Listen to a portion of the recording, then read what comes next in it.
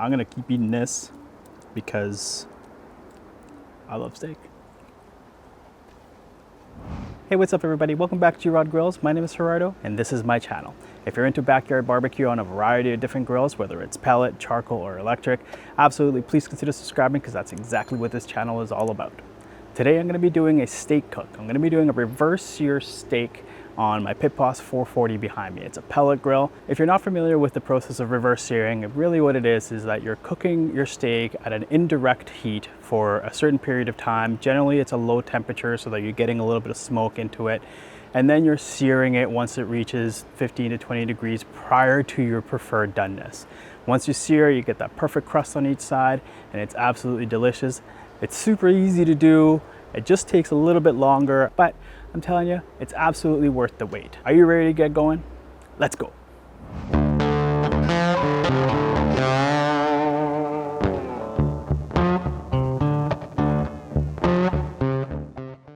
All right, so here we got about an inch thick ribeye. This is a certified Angus beef ribeye I got from my local butcher here. It's absolutely fantastic. You can look at it, it's amazing. So, not going to do a whole heck of a lot to it. Really, I'm going to use two different rubs. First off, I'm going to be using this party rub by Tailgaters Barbecue. Absolutely delicious on all beef. And then the next one I'm going to be using is, I'm going to be using this Deadly Bovine beef rub. This is a rub from a local person here in Manitoba. Just a really good rub, good color, nice and coarse. It's going to give a nice little crust on it once we sear this off. So let's get going here. This is super simple. You just want a nice little coat on it, press it in. All right, so we got our first coat here. I'm gonna use the other one and just lay this one on top. And this is, like I said, this is a very coarse rub, so it's gonna look like I'm adding a lot, but it really is just because it's really coarse. So just do the same on the other side.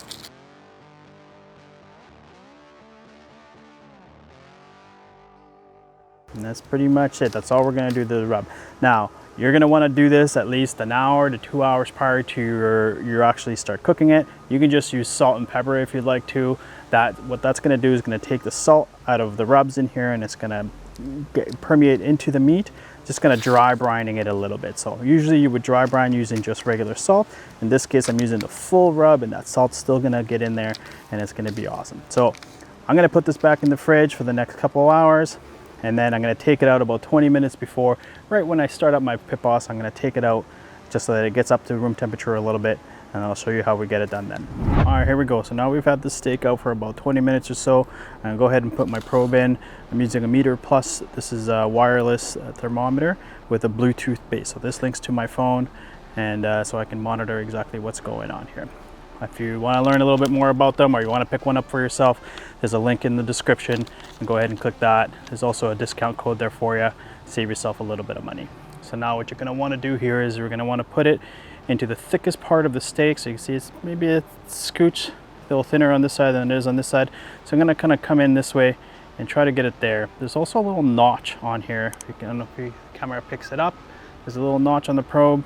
You want to get it at least to that notch in it. So I'm going to come in this way. I'm going to try to kind of land there. So I'm going to go right down the middle. We're in there now. I was going to give it my internal temperature, and now we're going to put this right on the smoker and let her go.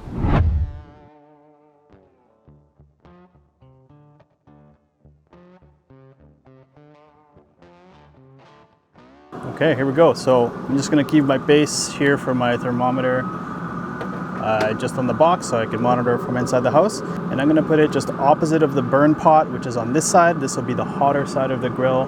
We're going to put it on the cooler side and just get it in there. I'm going to nice and shape it here, right there, just like that. And I'm going to let it go until my meter tells me it's reached 115 degrees internal temperature. At that point, I'm going to take it out, let it rest, and then turn up the heat. All right, so my alarm temperature has gone off. It's now above 115 degrees, so I'm going to take it off and just let it rest inside the house here. I'm going to loosely tent it with some foil, and I'm going to turn this up to 500 degrees, which is high, and let it heat up for the next 5 to 10 minutes.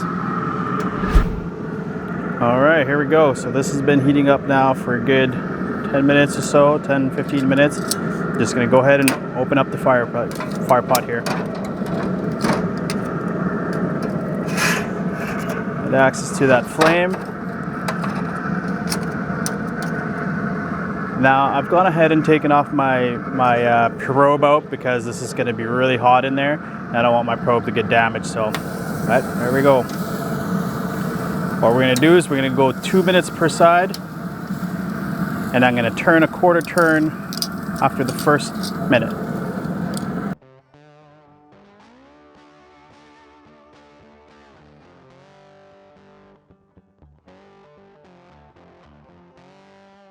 All right, so it's been a couple minutes per side, so I'm just gonna take it off and let it rest on my board here for a few minutes. I'll give it another 5 minutes or so, but look at that.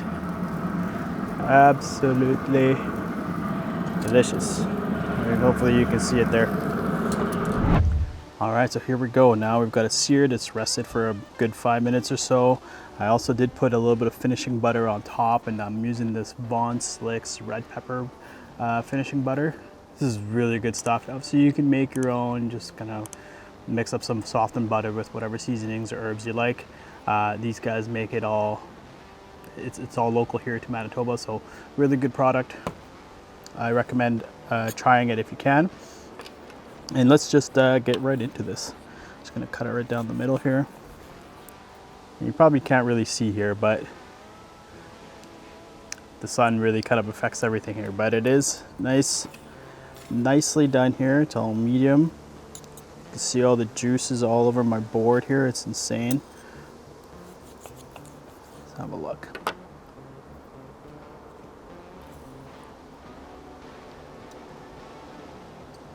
Just a perfect steak.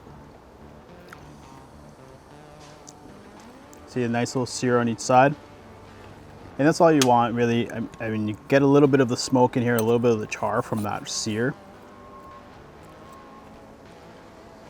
I'm telling you, nothing like a perfect reverse sear steak. It's so tender.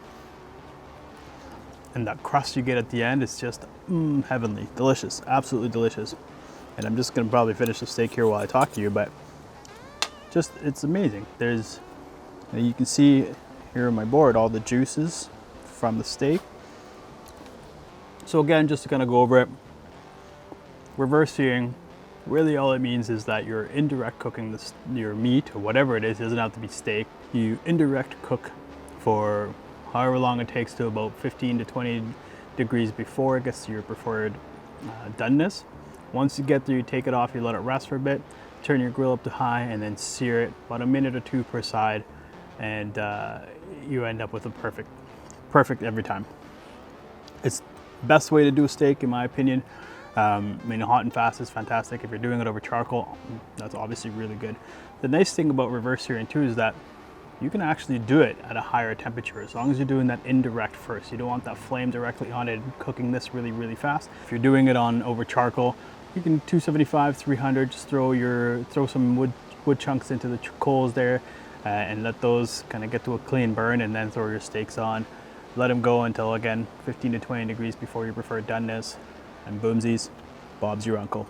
Well, that's all I've got for you today. If you liked it, make sure you hit that like button. If you want to see more of it, make sure you hit that subscribe button, and don't forget to ring the bell so you don't miss out on any content. Until next time, I'll catch you on the next G-Rod Grills.